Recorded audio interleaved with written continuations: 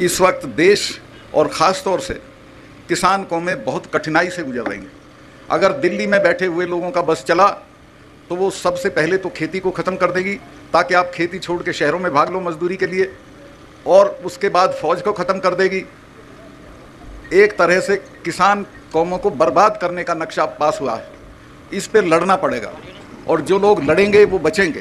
पर अगर आपने एकता दिखाई, जात पात को छोड़ के इकट्ठा रहे, तो दिल्ली में इनको कोई बचा नहीं सकता है। मैंने सारी पार्टियों के लोगों से बात की है, सब इस बात पे राजी हो गए हैं, एक उम्मीदवार के मुकाबले एक उम्मीदवार खड़ा करेंगे। अगर ऐसा हो गया तो ये दिल्ली में बचेंगे नहीं, और अगर ये बच गए तो एक बात समझ लो, फिर आप नहीं बचेंगे। ये आखिरी मौका है हम लोगों के लिए कि हम अपने पेशे को, अपनी ज़मीनों को, अपने बच्चों को बचाएं।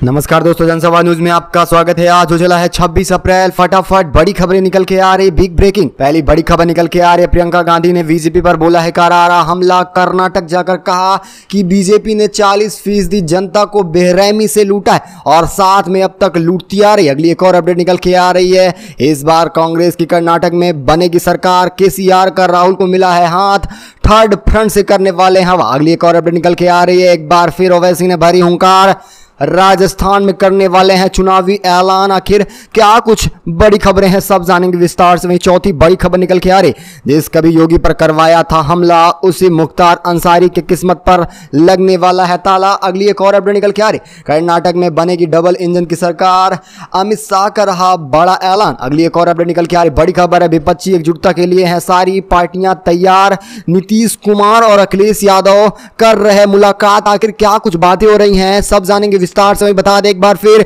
बीजेपी में मचा घमासान। टिकट को लेकर बीजेपी के नेताओं ने कर ली है मारपीट, गंभीर रूप से नेता हुए घायल। सारी खबरें जानना बेहद जरूरी है, इसलिए वीडियो के अंत तक जरूर बने रहिएगा। वहीं अगली बड़ी खबर निकल के आ रही, कर्नाटक में चुनाव लड़ने वाले उम्मीदवारों की लिस्ट जा पहुंची है 2500 पार। अब की बार 2600 से ज्यादा कैंडिडेट उतरने वाले हैं कर्नाटक चुनाव में। वही बता दें, मुस्लिम आरक्षण को लेकर हुआ बड़ा फैसला।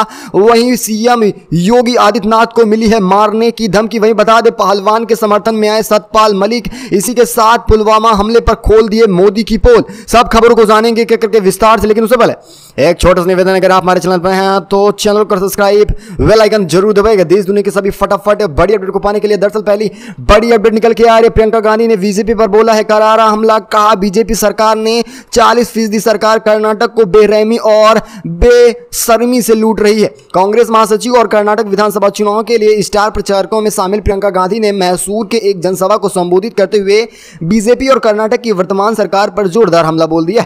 प्रियंका ने कहा है कि यहां 40% कमीशन वाली सरकार चल रही है। इस सरकार ने कर्नाटक के लोगों का हक लूटा है। उन्होंने कहा है कि यहां के लोगों ने इस राज्य को क्या कुछ नहीं दिया। बीजेपी जैसी सरकार आने के बाद पूरी तरह से यह राज्य बर्बाद हो गया है। प्रियंका ने बीजेपी पर निशाना साधते हुए कहा है, आपको बार बार कमजोर नेता मिले और बार बार मंत्री बदलते रहे, मंत्रिमंडल का विस्तार नहीं हुआ है, सरकार सही से नहीं चल पा रही है। ये 40% वाली सरकार ने आपको पूरी तरह से लूट लिया है। उन्होंने कहा है कर्नाटक में 40% सरकार ने आपको बेरहमी और बेशर्मी से लूटा है। भ्रष्टाचार के कारण कॉन्ट्रैक्टर ने आत्महत्या तक कर ली है। पुलिस भर्तियों के स्कैम हो रहे हैं। हर तरह से भ्रष्टाचार बीजेपी सरकार फैला रही है। और उन्होंने कहा कि 8 करोड़ का घोटाला भी इन्हीं सरकार में हुआ है। और इसी के साथ उन्होंने बताया पुलिस की भर्ती में काफ़ी ज़्यादा स्कैम के बाद भी अब भी घोटाले होते नजर आ रहे हैं और पूरा हाथ बीजेपी सरकार का रहा है। वहीं पीएम मोदी पहले भी बड़ा फरमान कह चुके हैं कि हमें करप्शन से ज़्यादा दिक्कत नहीं है। इसी के साथ चलते हैं, अगली एक और अपडेट निकल के आ रही है, बड़ी खबर है। जी हाँ दोस्तों, बता दें थर्ड फ्रंट से मिलने वाली है कांग्रेस को हवा। अब राहुल की बनेगी कर्नाटक में सरकार।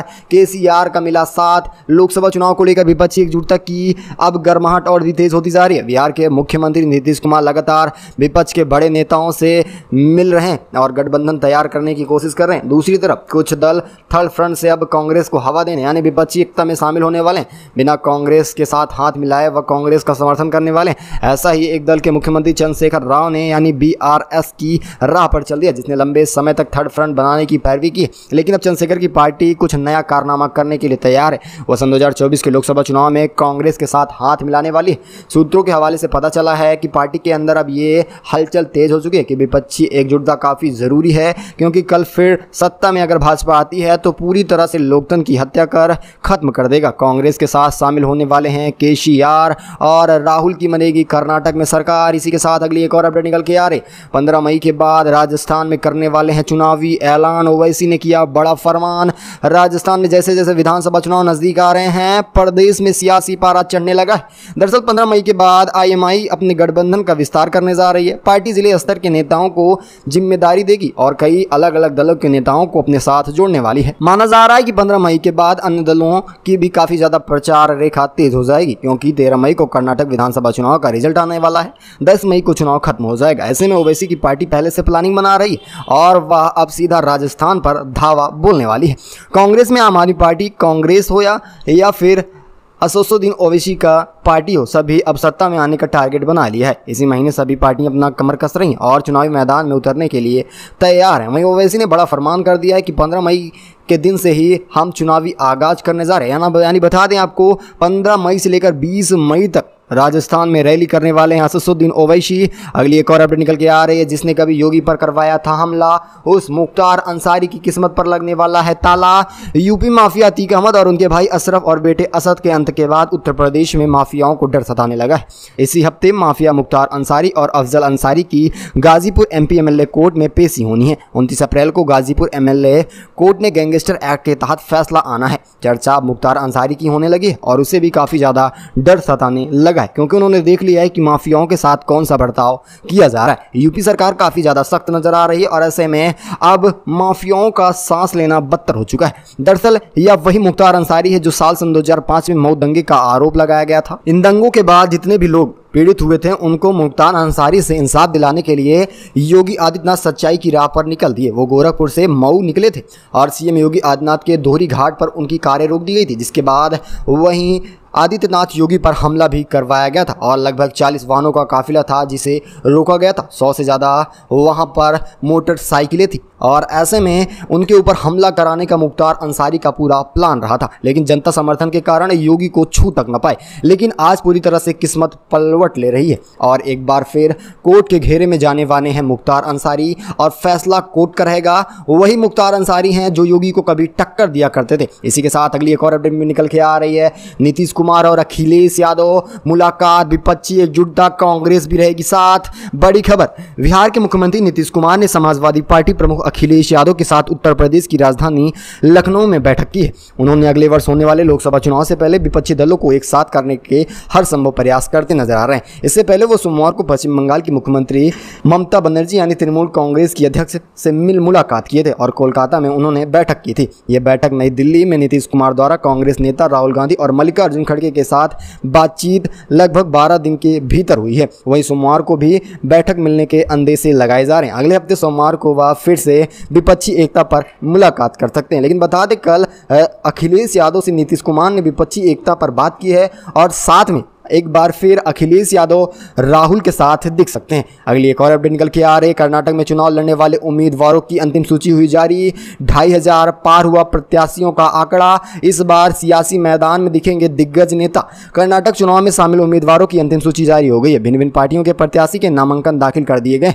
बीजेपी से 224 उम्मीदवार उतर रहे हैं। वहीं बात करें कांग्रेस की तो 223। अगर बात हो आम आदमी पार्टी की, 209 उम्मीदवार इस बार चुनावी मैदान में उतरने वाले हैं। इसके अलावा मान्यता प्राप्त राष्ट्रीय राजनीतिक दल बसपा 133 उम्मीदवार उतार रही है। जेडीएस 207, यानी कि सभी दिग्गज पार्टियां अपने नेताओं का आंकड़ा सैकड़ा पार रखी हुई हैं। ऐसे में ये कयास लगाए जा रहे हैं क्या बीजेपी या फिर गठबंधन कर जेडीएस के साथ कांग्रेस सरकार बनाने वाली है। वैसे तो किसी को भी अभी बताया नहीं जा सकता, लेकिन जिस तरह से कर्नाटक में राहुल की लहर दौड़ रही है और जिस तरह से लगातार जनता की भावनाओं से बीजेपी एक खिलवाड़ करती आ रही है, ऐसे में बीजेपी की हार इस बार कर्नाटक में तो निश्चित हो चुकी है। इसी के साथ अगली एक और अपडेट निकल के आ रही है, मुस्लिम कोटा खत्म करने के फैसले पर नहीं बढ़ेंगे आगे। कर्नाटक सरकार ने सुप्रीम कोर्ट को दिलाया है भरोसा। बड़ी खबर निकल के आ रही, कर्नाटक सरकार ने मंगलवार को सर्वोच्च न्यायालय को आश्वासन दिया है कि वह नौकरियों और शिक्षा के लिए ओबीसी श्रेणी में 4% मुस्लिम आरक्षण को खत्म करने से अपने 27 मार्च के फैसले पर फिलहाल कार्रवाई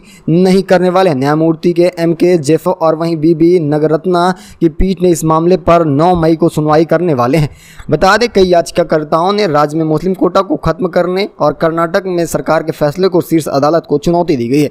दरअसल पहले कर्नाटक की बात करें तो वहां पर मुस्लिमों को 4% आरक्षण मिला करता था, लेकिन बीजेपी सरकार ने उसे रद्द कर दिया, जिसके बाद मुस्लिम समुदाय ने इसे सुप्रीम कोर्ट ले जा पहुंचे। और ऐसे में बार बार यह आग्रह किया जा रहा है कि मुस्लिम आरक्षण को बहाल किया जाए, लेकिन अमित शाह अपनी बातों पर डटे हुए। उन्होंने कहा ये जनता की भलाई के लिए, मुस्लिम समुदाय की भलाई के लिए, इससे मुस्लिम समुदाय काफ़ी कमज़ोर होता जा रहा है। उन्होंने बताया कि इसे हम बरकरार रखा जाएंगे। लेकिन वही बता दें कांग्रेस बार बार दिलासा दिला रही कि सरकार बनने के बाद हम फिर से बहाल करेंगे मुस्लिम आरक्षण, लेकिन सुप्रीम कोर्ट ने इस पर 9 मई को अहम फैसला सुनाने का जिक्र किया है। अगली एक और अपडेट निकल के आ रही, बड़ी खबर। सतपाल मलिक एक बार फिर से हैं भड़के, पहलवानों के समर्थन में आए। सतपाल मलिक कहा बच्चियों के समर्थन में आऊंगा मैं। जम्मू कश्मीर के पूर्व राज्यपाल सतपाल मलिक पिछले कुछ दिनों से लगातार अपने बयानों के चलते सुर्खियों में हैं। वह केंद्र मोदी सरकार के खिलाफ लगातार बयानबाजी या हमलावर रहे हैं। इस बार सतपाल मलिक जंतर मंतर पर चल रहे पहलवानों के धरने का समर्थन किया है। उन्होंने कहा है कि बहुत शर्म की बात है कि देश के पहलवान